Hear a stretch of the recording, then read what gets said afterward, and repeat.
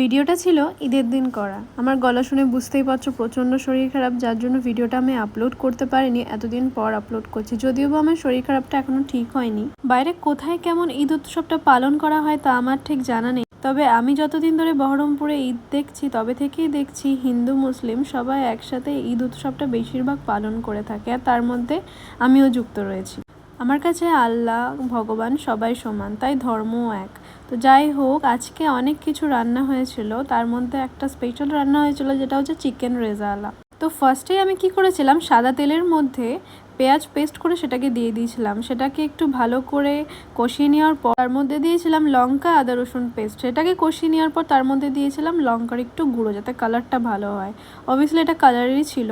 তারপর সেখানে স্পেশাল যেটা ছিল সেটা হচ্ছে কাজু, চারমগজ আর পোস্ত বাটা দিয়ে দিয়েছিলাম। তারপর মোটামুটি 20 মিনিট ধরে আমি এটাকে ভালো করে কষিয়েছিলাম, যতক্ষণ না তেলটা ওঠে।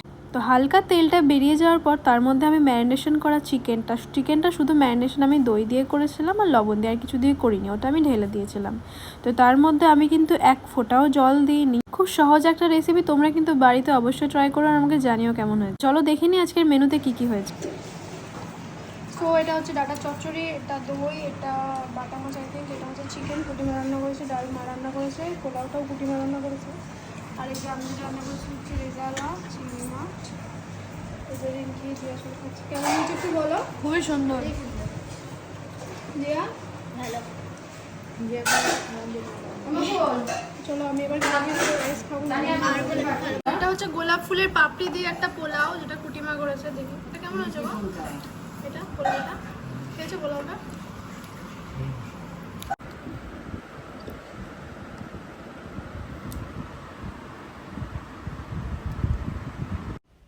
সো আমি হয়ে গেছি রেডি। এখন বাজে প্রায় 1:45। আগে যাব সোনার দোকানে, ওখানে একটা জিনিস বানাতে দিচ্ছি, সেটা টাকাটা দিয়ে দেবো পুরোটা। তো ওখান থেকে বেরোবি ঈদের জন্য ঘুরতে। চলো যাওয়া যাক।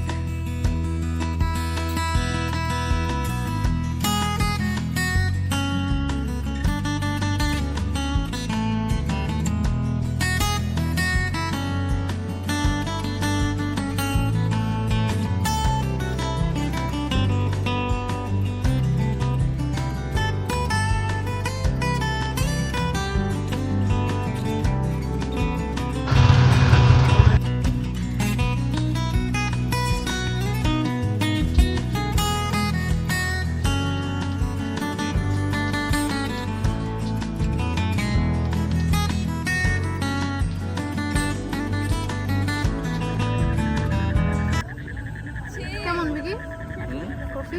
অসাম।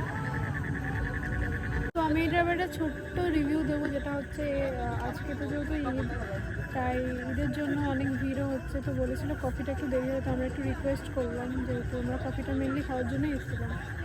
তো ওনারা ঠিক 10 মিনিটের মধ্যে কফিটা বানিয়ে দিল, এটা খুব ভালো লাগলো। এখানে তোমরা অবশ্যই এসো, যেটা ভালো সেটা ভালোই বললো। তো আজকে চিকেন ব্লসম, যেটা আমরা ডেলি খাই, ওটাই অর্ডার দিয়েছি। আসো, চলে এসছে আমাদের চিকেন ব্লসম। ট্রাই করো না, তুমি আগে ট্রাই করো। কালকের পিসগুলো একটু বড় বড় দিয়েছিল বল, আজকে ছোট। আজকে চিকেনটা ছোট কাটা হয়েছে না,